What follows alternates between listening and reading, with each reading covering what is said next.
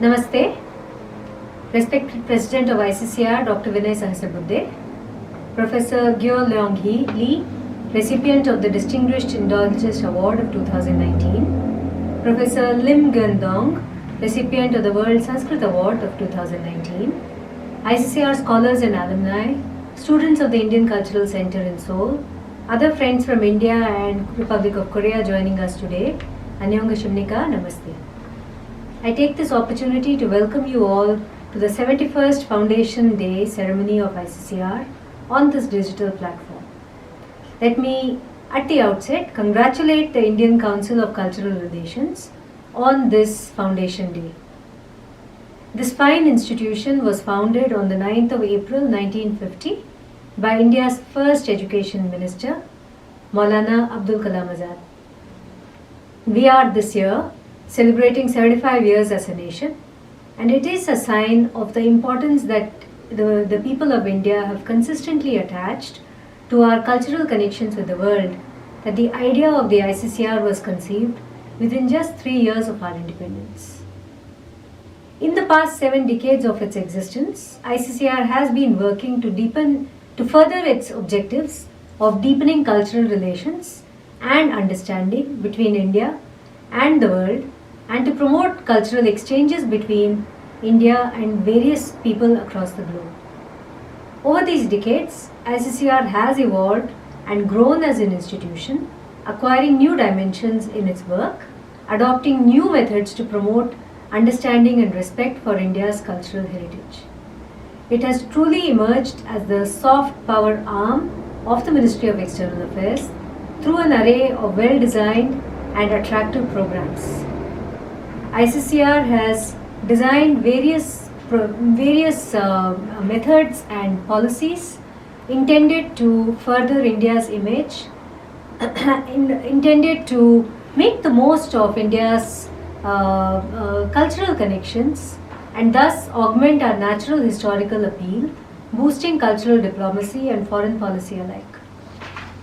Indian cultural centers abroad are the instruments for ICCR to achieve its cultural objectives, achieve its aims of cultural outreach, and its aims of enabling India's soft power projection through a wide range of cultural, academic, and intellectual activities, promoting knowledge, information, and understanding of various aspects of Indian culture.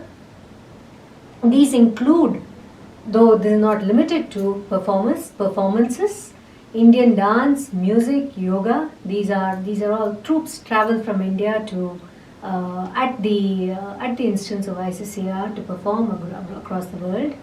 Yoga, which is another very important element of India's historical and cultural heritage. Language, cuisine, the rich secular and civilizational culture and traditions and ethos that marks India. These are all aspects of the work that ICCR has done and the work that Indian cultural centers abroad have been doing. In addition to carrying out various cultural events, one of the most significant tasks undertaken at Indian cultural centers abroad is lessons in Indian classical dance forms, instrumental music, Indian languages, and yoga.